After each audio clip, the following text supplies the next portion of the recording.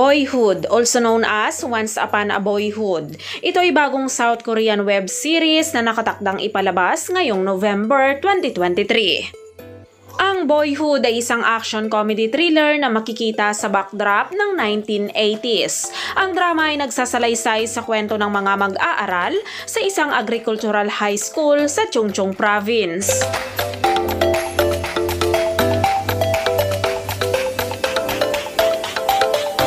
Si actor Im Si-won ay gumanap bilang Jang Byung-tae na napagkamalang bilang pinakamahusay na manlalaban na may palayaw na White Tiger sa unang araw ng paglipat sa kanyang bagong paaralan. Si Jang Byung-tae ay isang maliit at mahinang high school student sa Onyang sa South Chungcheong Province. Siya ay binubuli sa kanyang paaralan at nais niyang matigil na ang pambubulis sa kanya. Isang gabi biglang lumipat ang kanyang pamilya sa Buhio na matatagpuan sa parehong probinsya, kaya lumipat siya sa kalapit na Buhio Agricultural High School.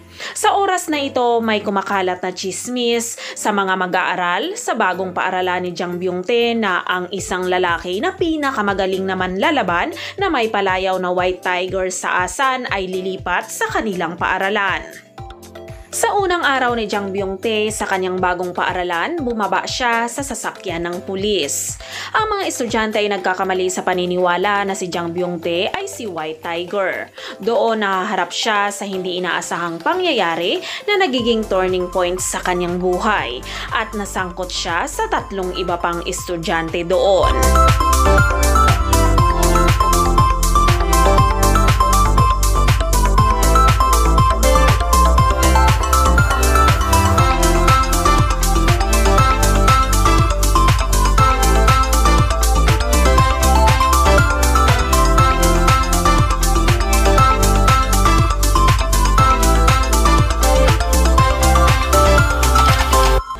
Boyhood ay binubuo ito ng 10 episodes at nakatakdang ipalabas sa Kopang TV sa November 24, 2023.